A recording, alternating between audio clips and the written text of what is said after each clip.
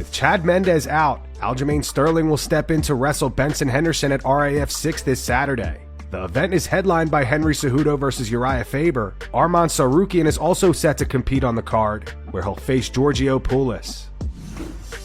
During UFC Houston over the weekend, the UFC announced Renato Moicano will be fighting Chris Duncan at UFC Vegas 115 on April 4th. It appears that the UFC announced it without Moicano even agreeing to it. Here was his reaction to it while live streaming. Olha o Calvo aí, man. Caralho, anunciaram a luta do Calvo sem eu ter assinado. Caralho, mané. Que isso? Como assim? Caralho, eu também não sei não, man. The UFC requested some training content from Jiri Prochazka, and he sent them this video instead. Yes, but I think the best for you can film is right now. It's right now, because Peña de Bernal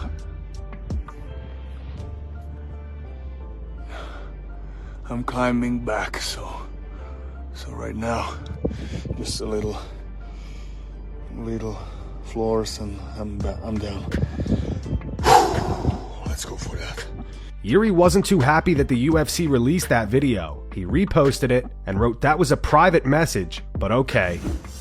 Paddy Pimblett says there should have been a point deduction against Justin Gaethje after multiple eye pokes, and believes the fight would have ended in a draw if that had happened. Paddy also says it pisses him off that Benoit Saint-Denis moved above him in the rankings for beating Dan Hooker, and calls him out to fight this summer. For me there, I win 3-5. If he got a point off like he should have, lad, that's a draw. So yeah, as I say, I don't want to sound bitter, lad, and you can't cry over spilt milk, but I feel a bit... I know how Jared Gordon felt, put it that way. I knew the scorecards weren't going to be in our favour. That's why I done that little, like, don't know, to me mum, to me dad and that, because I half knew I'd lost. Look, I can see my eyes bright red there. When it was 49-46, I was like, well, I should have been, like, I knew. They all should have been 48-47. To be honest with you all, it pissed me off that Saint-Denis moved above me for beating that bum Dan Hooker. You know what I mean? Why Saint-Denis moved above me for beating the bum Dan Hooker, who's f***ing shit?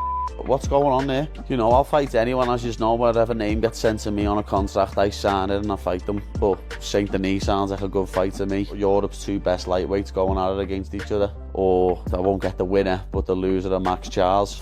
I'll fight Arman if you just want me to, I don't give a f***. I'll fight anyone, but I'll be back in the summer. Just let me know when and where, Hunter, Dana, Sean, and I'm ready to go. I haven't got any injuries, I haven't got no... People keep going on now, oh, the damage he took, he's going to have to take months off. I wanted to spar on Thursday, but Paul Ellis wouldn't let me. I didn't even have a concussion. I never had no headaches after it. All I had was a marked face and sore eyeballs off getting poked in them. Khamzat Chimaev has responded to Sean Strickland's claim that he made him quit during training. The alleged incident dates back to the time Khamzat and Darren Till were training at Extreme Couture. Here's what Sean had to say at the UFC Houston post-fight press conference. Said he tapped you out, that's why you hate him. Bro, I made him quit training. Witnesses in the audience. Where's Eric at? I made him quit. We're doing positional grappling. All right, start on my back, and I was like first round, and I let him choke me because it's like no one gives a f***. Let me tell you about this little bitch. I'll tell you. When I walk into a gym, do you think that I go find the little weakest man, I say, let's spar? I say no, I go find the biggest, baddest motherfucker, and I'm like, hey, I want to spar you. Every time Chimaev would walk in the gym, he would pick the smallest, lowest level pro and say, but oh, he looks like my opponent. You're beating the f*** out of it. And this is a true story. You guys could back me up, my team. Chimaev's a f***ing bully. And if you notice what he does in the division, he just runs and f***ing hides. Oh, now I want to go to 205 and fight f***ing Jiri, who's not even the f***ing champ, dude. You just run and f***ing hide. You did it when you train with us, and you're doing it in the f***ing division. Khamzat responded to Sean saying, you liar, bitch. I always tried to get you, but you was running from me. Ask your coach, Eric Nixick. He knows. Following his TKO win over Anthony Hernandez over the weekend, Sean Strickland says he will never leave America again. I feel like we need to bring the belt back to America. We need a real f***ing American to represent this f***ing organization. So, a fight with Khamzat at some point somewhere in the world over fighting at the White House?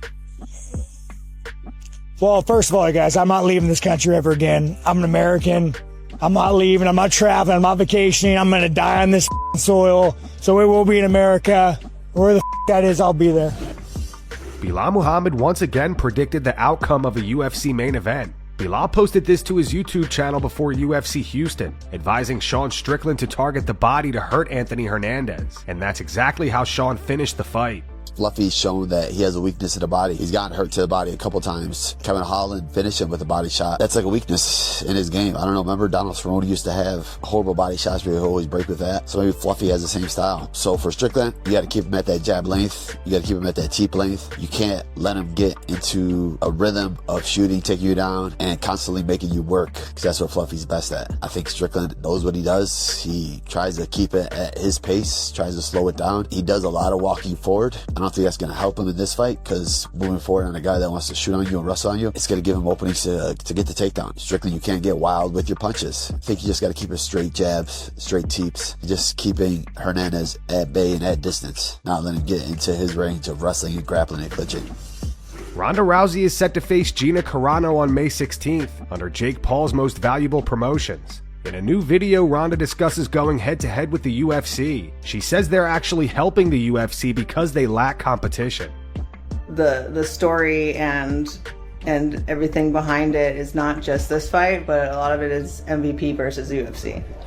And that's where I'm gonna go real hard in the trenches. We're helping them because they're suffering from a lack of competition. But they can't just make a class action lawsuit every couple of years at cost of doing business. And so I'm really trying to help Dana out. And if anyone has been groomed to be his apprentice, it's been me. I think I'd be the most favorite adversary he's ever had. So I love it. Nate Diaz had a wholesome moment with a fan over the weekend.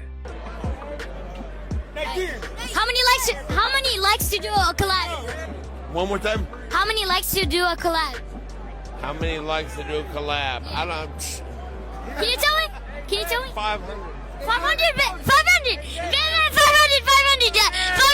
If you give me a piece of advice as an MMA legend, what would it be? Run hard, train hard, harder than everybody. Are you sure about 500 likes to collab? With you? To collab, man. I'm gonna find your Instagram.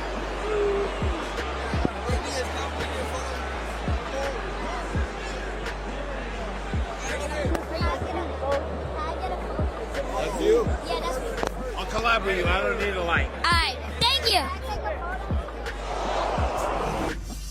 Sean O'Malley convinced the streamer Neon to spar him. Oh! I'm like, kill him! I can't. We got 1 3-minute round. I can't even see the guy. I just see his hair. Hold on, let me face off real quick. Hold on. Face off. Keep it clean. I'm not doing this. No, it's not my thing. Shush. Let's actually keep it clean. Keep it clean. Keep it above the belt. This is gonna be a real fight. Let's go. Get back to your corners. Above the belt? He's throwing punches? Yes! Are you ready? No! Go! Fight! Brother, what the are you doing? All right. Wait, we're not doing wrestling, right? No. Okay. I might shoot. Let's shoot. I might shoot. You're gonna shoot me with your gun? Oh my God, you actually. Okay. Oh my God. Oh. Okay.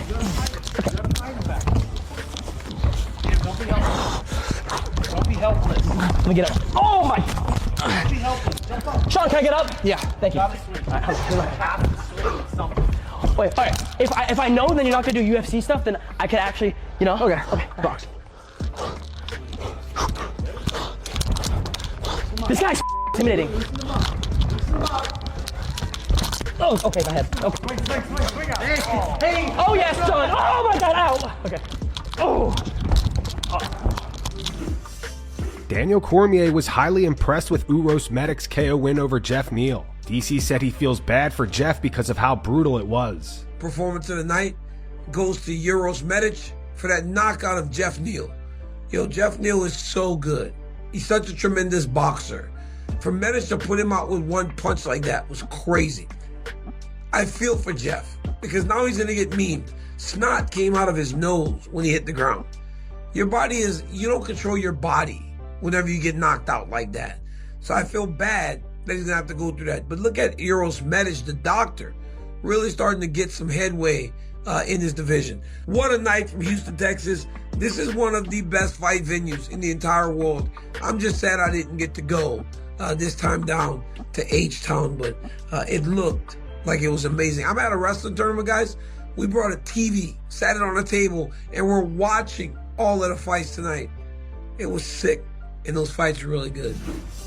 During UFC Houston, Conor McGregor said he may be fighting a quote-unquote no-name for his UFC return. He said, "It's a no-name up next for me possibly, folks. And as you know, I don't give a f***. I accept. Send the contract, lads." Conor McGregor's deal. Conor still thinks his return fight should be against Michael Chandler. Today he responded to this comment. It says Conor versus Chandler or nothing. Conor said it should be that, yes. Then Conor posted this on X. He wrote, "Day 15 of I accept, send the contract." He followed up saying, "We have many announcements at McGregor Sports and Entertainment." After UFC Houston, here's what Dana White had to say regarding Conor's return. Conor has been tweeting a lot saying that he has been offered a fight and he accepted. Is there any truth to that? And if so, is there any more details? If it was done and he accepted it, I would announce it. Conor also posted footage of him putting in grappling work at the gym.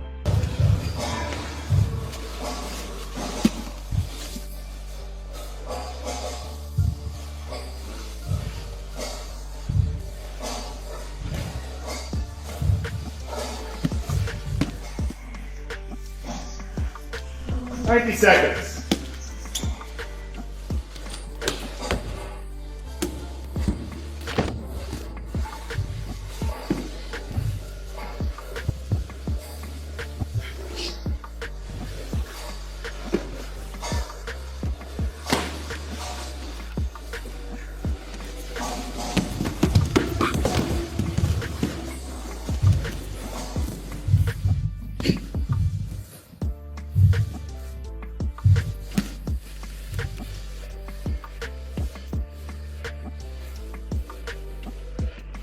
And that's going to wrap it up for the news. Thanks for watching. For daily MMA news and content, subscribe to Full Mount MMA and click the bell icon to be notified when we post videos. Here are the 3 top comments from last video. The first one's from Akuma D2. It's in reference to the footage of Khamzat watching Sean Strickland's post-fight interview. It says Khamzat will probably get injured if he watches too hard. The second one's from Foothills Outdoors. It's in reference to the footage of Marab and Nina Drama watching Sean Strickland get the W over the weekend. It says, "Man, I'd hate to be Nina's husband."